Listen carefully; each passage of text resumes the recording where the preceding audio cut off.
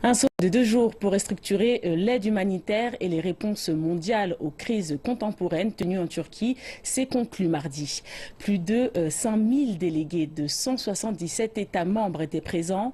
Le secrétaire général des Nations Unies, Ban Ki-moon, a demandé à davantage de pays de partager le fardeau de la réponse urgente. Près de 125 millions de personnes dans le monde ont besoin d'une assistance humanitaire. 60 millions d'entre eux ont été contraints à fuir de chez eux.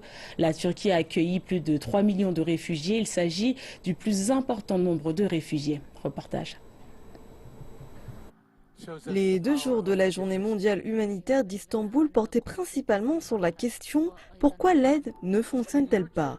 Les dirigeants ont avoué que le système de protection des civils contre la violence devait être réglé. Les discussions ont été dominées par des négociations de fournir l'aide d'une manière innovante, là où le besoin est le plus important. Un développement a été signé par le comité d'action de plusieurs agences. L'accord a également reçu le soutien de la Banque mondiale et de l'Organisation internationale des migrants. Cela ne combat pas seulement la crise avec de nouveaux mécanismes, mais aide également à forger de nouveaux partenariats et à réduire la bureaucratie. Plus tôt, le secrétaire général des Nations Unies, Ban Ki-moon, a appelé à la communauté internationale de contribuer à davantage d'aide financière.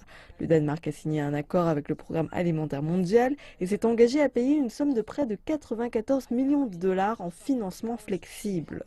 Pendant ce temps, en tant qu'hôte du sommet et un des pays les plus touchés par le conflit syrien, le président turc Tayyip Erdogan a mis l'accent sur le besoin de trouver une nouvelle solution dans la crise des réfugiés et a réitéré l'appel de la Turquie pour une zone d'exclusion aérienne en Syrie.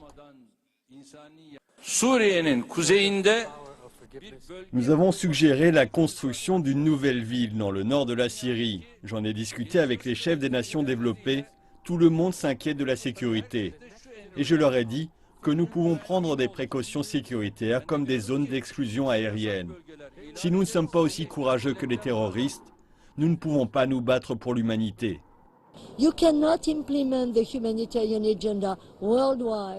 ne pouvez pas appliquer l'agenda humanitaire dans le monde après ou pendant le conflit si vous ne traitez pas de la question des mines, des explosifs de guerre, des voitures piégées, des bombes, des pièges, ce que Daesh et les autres font. C'est vraiment le centre des conflits d'aujourd'hui.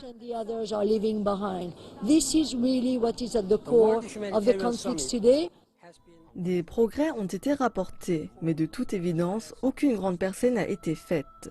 Plus de 130 millions de personnes dans le monde ont besoin d'aide. Le consensus du besoin de trouver de nouvelles stratégies au sein du système d'aide humanitaire a ouvert un dialogue et cela continuera dans les années à venir.